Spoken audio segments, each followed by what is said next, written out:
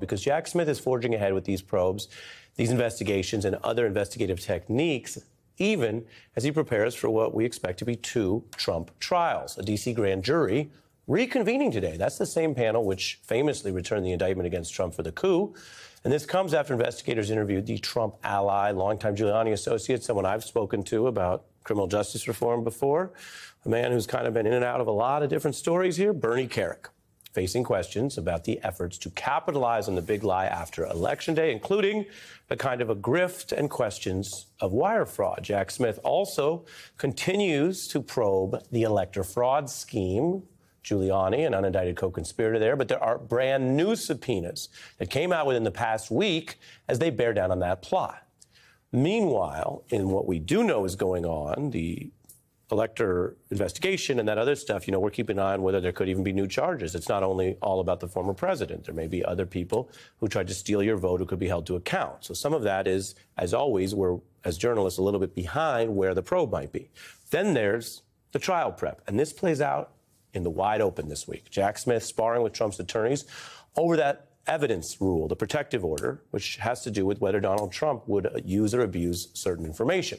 There's a new filing where Smith says Trump and his team are seeking a kind of set of rules that would try this case in the media rather than in a courtroom. Special counsel even referencing media appearances over just the last weekend. You see there what they sometimes call the full Ginsburg, a reference to the Clinton era practice of hitting every single Sunday show. If you're into that sort of TV blitz, well, that's what Mr. Lauro did. He asked Mr. Pence to pause the voting for 10 days. He asked him in an aspirational way. That was an aspirational ask. Let's just pause the voting. There was an effort to get alternate electors. This is the first time that the First Amendment has been criminalized. Everything that Mr. Trump requested to be done was done with the advice of counsel, was done with lawyers giving him advice. What he's being indicted for ultimately is following legal advice. A technical violation of the Constitution is not a violation of criminal law. What he didn't do is, send in the tanks. The old, we didn't send in the tanks defense, take it for what you will, although as journalists, we appreciate anyone coming and taking questions. We're certainly learning in the process.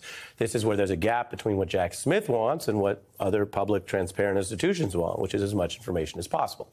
Now, Trump's defense team is slated to appear at a hearing in Florida in the other espionage case on Thursday, which means that his lawyers are asking for a different time for the next meeting on all this because, well, they're busy with Donald Trump's criminal caseload.